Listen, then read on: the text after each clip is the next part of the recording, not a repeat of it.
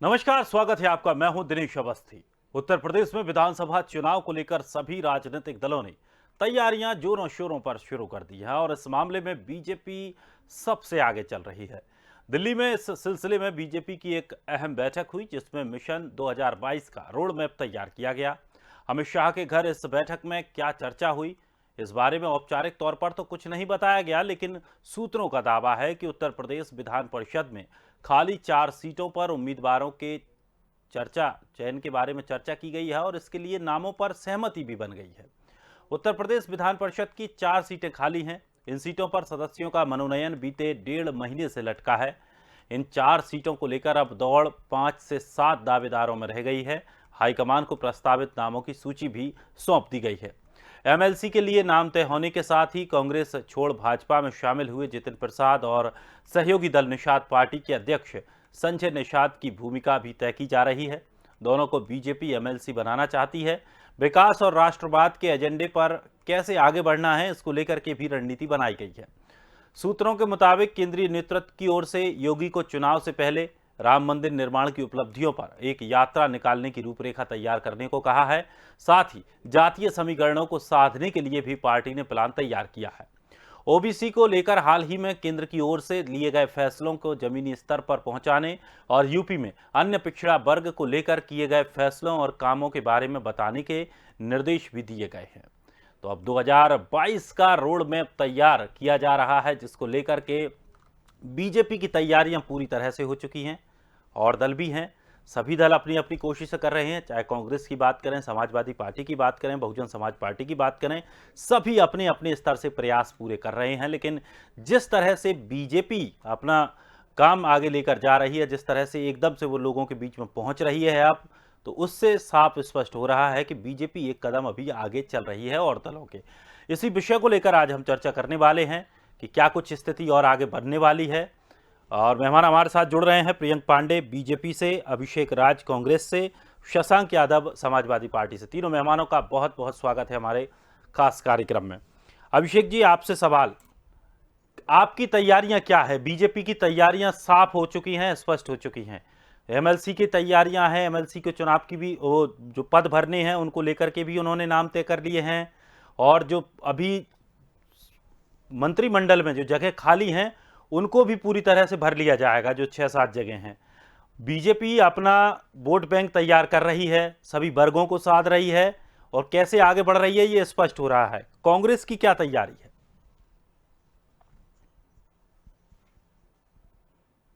लगी हुई है। विधान परिषद का भी चुनाव आ रहा है, जिसके पास संख्या है और जितने नंबर है वो हिसाब से अपना कार्य कर रहा है। उसमें भी देखिए, कांग्रेस पार्टी अपनी जो तैयारी है 2022 के विधानसभा चुनाव को लेकर पूरी तरीके से हम तैयार हैं। 403 सीटों पर चुनाव लड़ने के लिए कांग्रेस पार्टी पूरी तरीके से कटिबद्ध है। और देखिए, आने वाले समय में जैसी परिस्थितियां बनती हैं उस हिसाब से देखा जाएगा, मगर अभी हमारी तैयारी जो है पूर्ण 403 सीटों पर लड़ने की तैयार है। और हमारे मुद्दे भी तैयार है। हमारे मुद्दे किसानों के मुद्दे हैं, युवाओं के रोजगार के मुद्दे हैं, महिला सशक्तिकरण के मुद्दे हैं। हमारे मुद्दे युवाओं को उनको नौकरी दिलाने के हक के मुद्दे हैं। तो हम इन तमाम मुद्दों पे चुनाव लड़ने जा रहे हैं। जहां तक अन्य पार्टियों का सवाल है, वो अपने मुद्दे लेकर चल रही है, मगर सत्तारूढ़ भारतीय जनता पार्टी जिस तरीके से 4.5 वर्ष उन्होंने प्रदेश की जनता के साथ धोखा किया, बेईमानी करी, टालम टोली का रवैया दिखाया नौकरी के नाम पे, चाहे वो किसानों का मुद्दा हो, तो पूरे प्रदेश ने वो देखा है। बाकी तैयारी करने का अधिकार हर एक पार्टी को होता है, भारतीय जनता पार्टी भी कर रही है। आपने बोला जातियों को साधने की बात, तो कांग्रेस पार्टी तमाम जाति धर्मों को साथ में लेकर चलने वाली पार्टी है, क्योंकि इस देश का विकास तभी हो सकता है जब साथ में सब लोग रहेंगे। हमारा ऐसा बिल्कुल नहीं सोचना, मगर हाँ, भारतीय जनता पार्टी बिल्कुल जाति विशेष को लेकर चलती है। जिस तरीके से उन्होंने 2019 के चुनाव के आने के वक्त भी जातिगत सम्मेलन किए थे, तो तमाम जगह इस तरीके की चीजें कर रहे हैं। किसानों के पास जा रहे हैं वोट मांगने के लिए, तो किसान इनको बहुत अच्छे से जवाब देने जा रहा है और आने वाले समय में इनको समझ भी आ जाएगा। तो कांग्रेस इस बार अकेले ही मैदान में जाएगी या कुछ गठबंधन की भी तैयारियां चल रही हैं? देखिए, मैंने कहा कि जैसे परिस्थितियां बनेंगी आने वाले समय में, कांग्रेस पार्टी के दरवाजे हमेशा समान विचारधारा वाले दलों के लिए खुले हुए हैं और हम हमेशा उन दलों के साथ काम करते हैं जो दल हमारी विचारधारा से मेल खाते हैं। तो कांग्रेस पार्टी अकेले लड़ने के लिए 403 सीटों पर इस वक्त तैयार है। हमारा संगठन, हमारे लोग कार्य कर रहे हैं और बहुत तेजी से काम हो रहा है। लोग आएंगे साथ में, जुड़ना चाहेंगे तो बिल्कुल उनका स्वागत।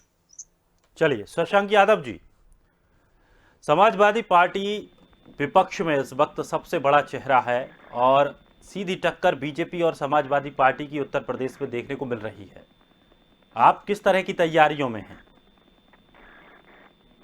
नहीं, तैयारियां क्या, आप ऐसी समझ लीजिए कि करीब हमने 403 जो सीटें हैं उसमें से जो सीटिंग हमारे 50 लोग हैं उन पर कोई आवेदन नहीं दिया। 3.5 सीटों पर 13,000 के करीब आवेदन हैं इस समय, और इसलिए सारा जोर केवल इस बात पर आ रहा है कि किसी भी तरीके से जो हमारी टीम निकल के एक वर्कर से बहुत बड़ी एक फौज जो सक्रिय हुई है, हम उसी को पहले एक तरह से स्ट्रीमलाइन करने में लगे हुए हैं, और जहां जहां पर हमें जरूरत महसूस हो रही है तो कुछ हम समान विचारधारा के लोगों से बातचीत भी कर रहे हैं। लेकिन तैयारी के हिसाब से काफी हद तक पार्टी का एक सर्वे वर्क कंप्लीट है, और बहुत जल्द हम सूची भी क्लियर कर देंगे अपने प्रत्याशियों की। और हमें पूरी उम्मीद है कि जनता एक वायबल विकल्प के रूप में हमको देख रही, तो इसलिए जो भाजपा सरकार का जो एक्सपोजर है, जिस तरीके से एक्सपोज हुई है खुल के, और जिस तरीके से भारतीय जनता पार्टी लगातार तमाम वर्गों को साधने की कोशिश कर रही है, तो ये जो डबल इंजन की सरकार केंद्र में भी हो, प्रदेश में भी हो, और उसके बावजूद वो दलों से बात करने में लगे, और इससे तुष्टीकरण टाइप की चीजें लग रही है कि वो संजय निशांत से भी बात नहीं, कर लेकिन रही है। शशांक जी, जिस तरह से बीजेपी की जो अब तैयारी है कि जो पद खाली पड़े हैं उनको भी भरेंगे, एमएलसी के जो पद उनको भी भरेंगे, क्या इसकी वजह से वोट बैंक पर प्रभाव नहीं पड़ेगा? क्योंकि नहीं, ये भी एक बड़ा अहम मसला हो जाता है कि आप अगर किसी समाज या विशेष को लेकर के जो लीडर्स हैं उनको अगर कैबिनेट में मौका देते हैं या उनको एमएलसी ऑफर करते हैं, तो उससे कहीं ना कहीं वोट बैंक पर प्रभाव तो पड़ता है। नहीं, प्रभाव भी पड़ता है, और लेकिन दूसरी तरफ एक ये भी चीज होती है कि जब सत्ता होती है तो एक बहुत बड़ी जैसे अगर आप किसी एक समाज को लेना चाहते तो उसमें भी 100 लोग होते हैं जो दावेदारी, एक एमएलसी जब 4 ही पद आपको भरने हैं तो चाहने वाले 400 लोग होते हैं, तो ये सत्ता के लिए एक दिक्कत भी होती है। और जैसे आप कह रहे हो एमएलसी तो कर लेंगे संगठन के नाम पर, लेकिन मंत्रिमंडल के विस्तार या फेरबदल में मेरे को तो आज भी नहीं लग रहा है कि ये कर पाएंगे। मुझे नहीं लग रहा है जिस तरह की खींचतान चल रही है और जिस तरीके से विधायकों को इग्नोर किया गया है, और अब जब उनको सेटिस्फाई करने की कोशिश करेंगे तो मुझे आसान नहीं लग रहा है। क्योंकि मैंने पहले भी कहा था कि मुझे मंत्रिमंडल के विस्तार की कहीं पर से कोई भी संभावना दिखाई नहीं दे रही। जो जितनी ज्यादा खींचतान है, ये अलग बात है कि मीडिया के जरिए केंद्र में मोदी साहब को और प्रदेश में योगी जी को ऑल कमांड में दिखाया जा रहा है, लेकिन योगी साहब भी तो पैराशूट ही तो थे, ऊपर से तो भेजे गए थे दिल्ली से। यहाँ के विधायकों में जहाँ पे 320-21 का जहाँ पे बहुमत हो और वहां पर आप अपना एक नेता ना चुन पाए, तो समझ लीजिए कि कितनी बड़ी गुटबाजी है भाजपा की। मुझे नहीं लग रहा है कि जितना भी काम हो रहा है ये एक होता है कि एक बदहवासी दिखाई दे रही है भाजपा में जल्दबाजी में काम करने के लिए, और ये गैर जिम्मेदारी ही कहलाएगी कि पद 4.5 साल तक खाली रहे, अब तक आप भर नहीं पा रहे हैं, और एंड टाइम चुनाव के हिसाब से समीकरणों से आप भरने की कोशिश कर रहे हैं। तो जनता भी इन चीजों को समझ रही है, तो बहुत ज्यादा लाभ मिलने वाला है। चलिए, हमारे साथ प्रियंक पांडे भी जुड़े हुए हैं बीजेपी से। प्रियंक जी, तमाम बातें आपने सुनी हैं कि क्या कुछ कहा गया है कि किस तरह की स्थिति बीजेपी में बनी है। भले ही आप तैयारियों का दिखावा कर रहे हैं, लेकिन अंदर घाटी में सब सही नहीं है। कैसे करेंगे इस पूरे डैमेज को कंट्रोल में? तो ये बताना चाहता हूँ कि भारतीय जनता पार्टी विश्व की नंबर 1 राजनीतिक पार्टी है। हमारे संगठन में लगभग 10 करोड़ से अधिक कार्यकर्ता हैं, और हम लोग सतत काम करने वाले लोग हैं। 365 दिन हम लोग काम करते रहते हैं। हमारे यहाँ चिंतन, मंथन, विश्लेषण ये सब होता रहता है। ये किसी व्यक्ति विशेष की या कोई प्राइवेट लिमिटेड पार्टी नहीं है जहां अपने ड्राइंग रूम या बेडरूम में बैठ के चीजें तय कर दी जाती हैं। हमारे यहाँ की प्रक्रिया बड़ी नीचे है। पन्ना प्रमुख से लेके बूथ तक, बूथ से लेके मंडल तक, मंडल से लेके जिले तक, जिले से लेके क्षेत्र तक, और क्षेत्र से प्रदेश, प्रदेश से फिर देश। ये हमारे संगठन की प्रक्रिया है। हमारे यहाँ सबकी राय ली जाती है। हमारे यहाँ छोटे से छोटे कार्यकर्ता को भी आज प्रधानमंत्री बनने का अवसर प्राप्त होता है। ये नहीं होता कि एक व्यक्ति विशेष का आदमी जाके उसके वही प्रधानमंत्री बनेगा, राजा का बेटा ही राजा बनेगा। ये नीति हमारे यहाँ नहीं है। हम लोग हर चीजों का परीक्षण करते हैं, देखते हैं, चर्चा करते हैं, नीचे से लेकर ऊपर तक राय करते हैं, उसके बाद काम करते हैं। रही बात, हमारा लक्ष्य सिर्फ सत्ता ही नहीं होता है, हमारा लक्ष्य जनता की सेवा करना होता है। पिछले 4.5 सालों में हमने ढेर सारे काम किए हैं। उत्तर प्रदेश ही नहीं, पूरे देश में जहां जहां हमारी सरकार है वहां विकास की गंगा बह रही है। उत्तर प्रदेश में 4.5 सालों में जो स्थिति बनी है वो पिछले कई दशक में नहीं बनी। लॉ एंड ऑर्डर के मामले में उठा लीजिए तो आज उत्तर प्रदेश 1 नंबर पर है। स्थिति ये है कि ease of doing of business में आज उत्तर प्रदेश जो कभी 16वें-17वें पायदान पे होता था, आज नंबर 2 पे आके खड़ा हो गया है। आज इतना बेहतर माहौल हमारे उत्तर प्रदेश का है कि कोई अपराधी किसी से गुंडा टैक्स नहीं वसूल सकता है, सड़क पे राइफलें नहीं चमकती हैं। सारे गुंडे प्रदेश छोड़कर भाग गए हैं, या तो उनकी जगह जेल में है या तो प्रदेश छोड़ के वो किसी अन्य प्रदेश में जाकर शरण लेते हैं जहां हमारी सरकारें नहीं हैं। आपको बता दें, महिला सशक्तिकरण में हम लोगों ने ढेर सारे काम किए हैं। आज लगभग 1500 से अधिक थाने में महिलाओं के लिए अलग से व्यवस्थाएं की गई हैं। बुजुर्ग महिलाओं, पांडे जी, मुझे लग रहा है कि इन्हीं कामों की वजह से अब आपको आशीर्वाद भी मांगना पड़ रहा है। इन्हीं कामों के लिए आपको आशीर्वाद भी मांगना पड़ रहा है। अभी जब हमने काम किया है तभी तो आशीर्वाद लेने जा रहे हैं, और जनता दोनों हाथ में फैलाकर हमें आशीर्वाद देने को तैयार है। जनता दोनों हाथ फैलाकर हमें आशीर्वाद देने को तैयार है। बड़ा हास्यास्पद बात है कि पांडे जी जो बातें कह रहे हैं इतना कॉन्ट्रोडिक्टरी है फैक्ट से। जो पांडे जी ने बोला, इन्होंने वही बात दोहरा दी जो बात पर कहा करते हैं कि इनके जो पार्टी के नेता हैं, हमारे प्रदेश के पांडे जी सुन तो लीजिए। पांडे जी, जो हमारे प्रदेश के मुखिया हैं वो भी यही बातें पांडे जी, जेल में होंगे, अपराधी ऊपर होंगे।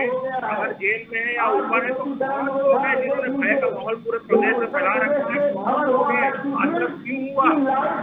आतंककांड क्यों हुआ? कांड क्यों हुआ? कौन लोग हैं? कहाँ हैं? जेल में कैसे बंद है? ऊपर है? आखिर ये प्रदेश में बहन बेटियों की जा रही है, क्यों हत्याएं की जा रही है? भारतीय जनता पार्टी के तमाम ऐसे पांडे जी सुन लीजिए। हत्या कर दी गई, आज तक कार्रवाई नहीं हुई।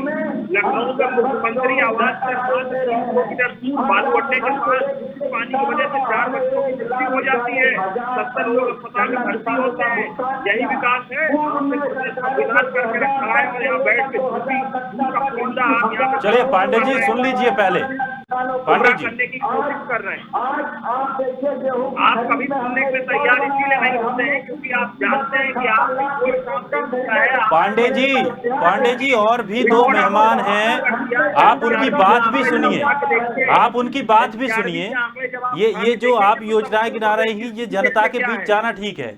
आप यहाँ आपसे और भी जो 2 आपके साथ ही बैठे हैं वो भी सवाल पूछें। आप उनके सवालों को सुनिए, फिर जवाब दीजिए। आपको कोई सवाल पूछना है आप उनसे पूछ सकते हैं, लेकिन जब तक एक दूसरे का हम सुनेंगे नहीं तब तक जवाब कैसे दे पाएंगे? बिल्कुल दिनेश जी। चलिए अभिषेक जी। साथी कार्यकर्ताओं से पूछ रहा हूँ कि अभी तक कहाँ थे? साथी प्रवक्ताओं से ये पूछ रहा हूँ, ये कहाँ थे? ये 4.5 साल बाद आज सड़क पर जातिवाद और उसका चुनावी प्रदर्शन करने के लिए अभी तक कहाँ थे? गैर जिम्मेदाराना बयान दे रहे थे, कहाँ थे आप लोग? जब लखनऊ में मुख्यमंत्री आवास से पहले पिछले हफ्ते 3 बच्चों की मृत्यु हो गई, पानी पीने से अस्पताल पहुंच रहे, कहाँ थे? क्या कर रहे थे? क्या आपने कुछ नहीं किया?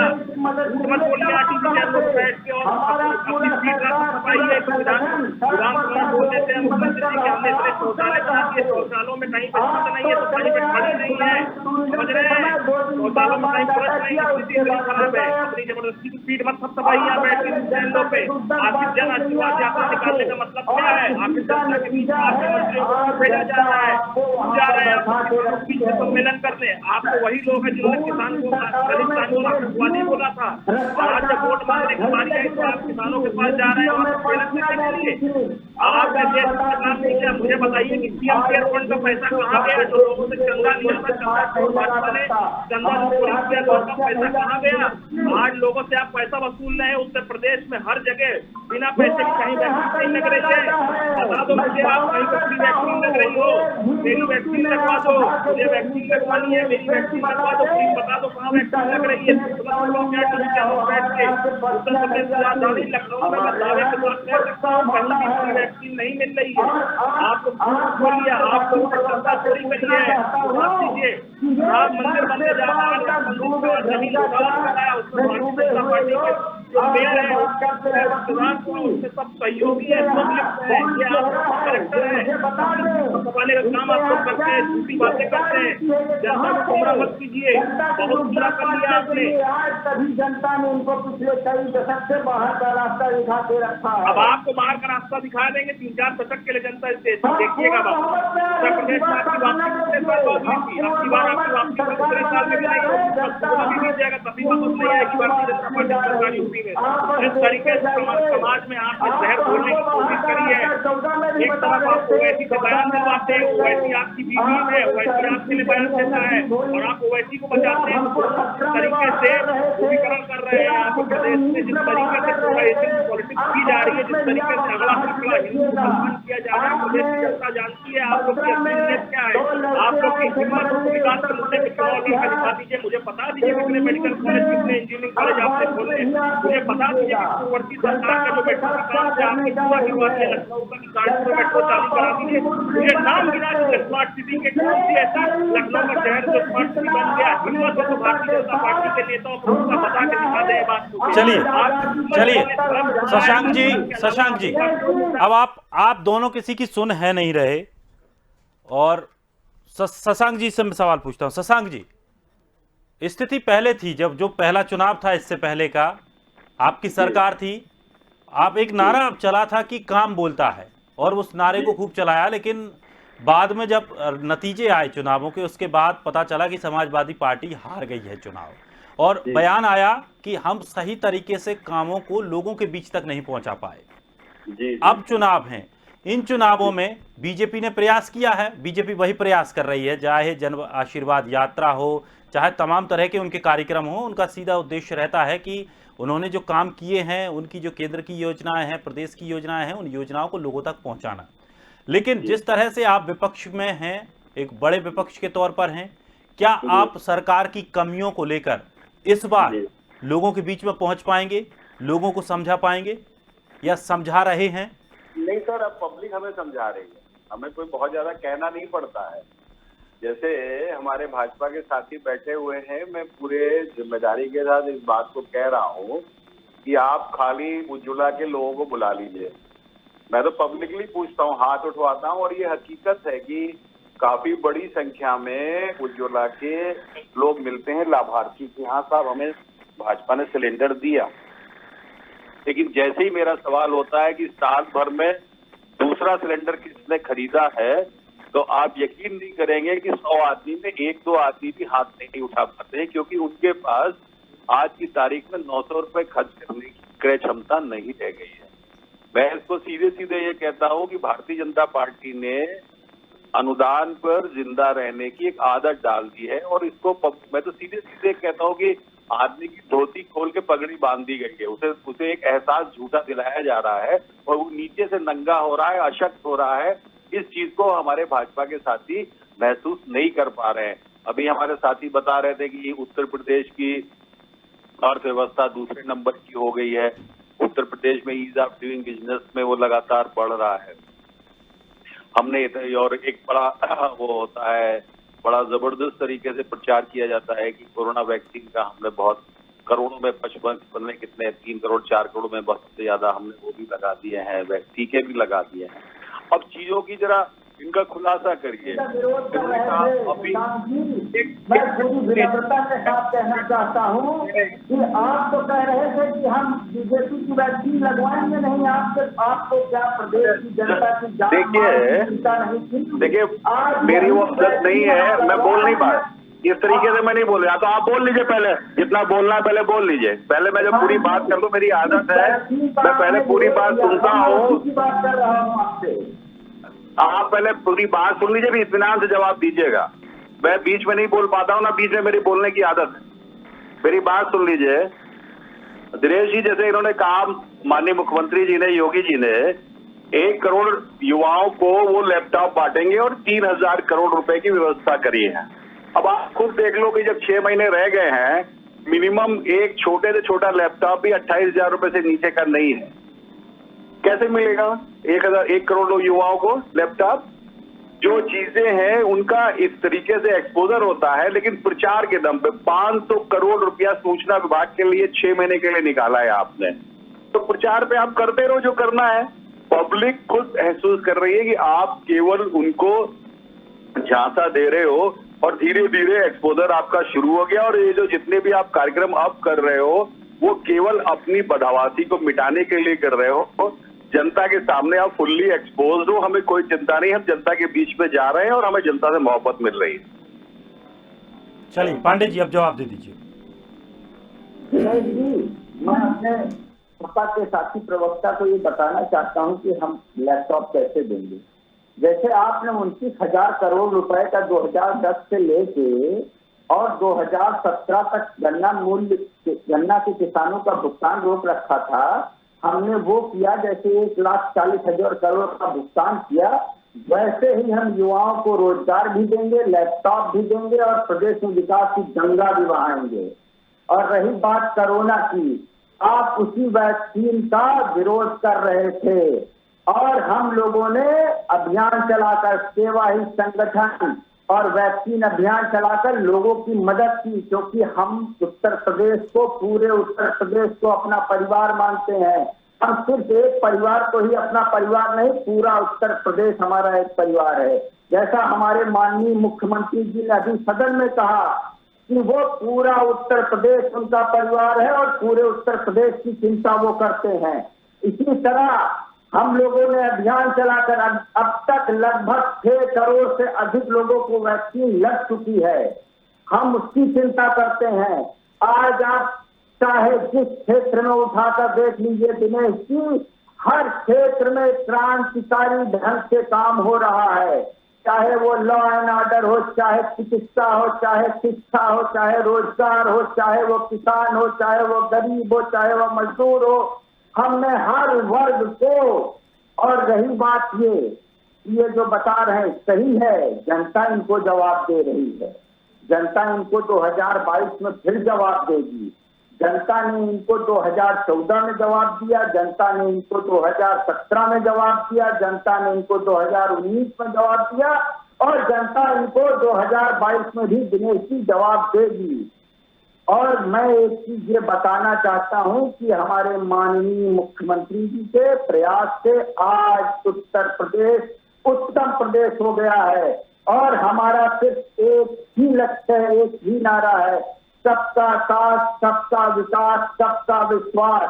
और आज उत्तर प्रदेश में खुशहाली का माहौल है, पूरी जनता खुश है, हर जगह राम राज्य है।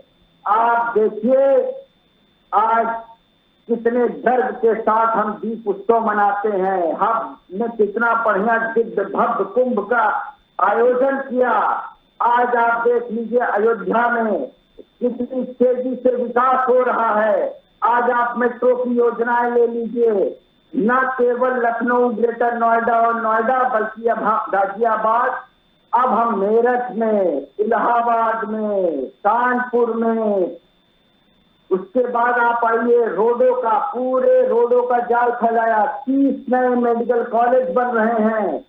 आप आइए एयर कनेक्टिविटी में, हम लोग छोटे से छोटे शहर, पहले सिर्फ 2-4 बड़े शहरों में एयर कनेक्टिविटी हुआ करती थी, आज हमने कई जिलों को एयर कनेक्टिविटी से जोड़ा है। आप बताइए कि पिछले कई दशक में उत्तर प्रदेश में जितना काम इस बार हुआ, क्या कभी हुआ? चलिए यहाँ तो अब चलिए डर का माहौल पांडे हुआ जी, करता था दिनेश जी। अभिषेक जी, एक कमेंट आपका। एक मिनट, एक चीज मैं कह दूं कि मुझे लगता है मुझे यहाँ पर नेटवर्क खत्म हो जाएगा। केवल एक बात मैं कह दूं, वो हमारे भाजपा के साथी के समय केवल दो बातें रखना चाह रहा हूँ। जो भारत सरकार की जो स्वास्थ्य विभाग की जो वेबसाइट है उसको जरा उठा के अभी चेक कर लें।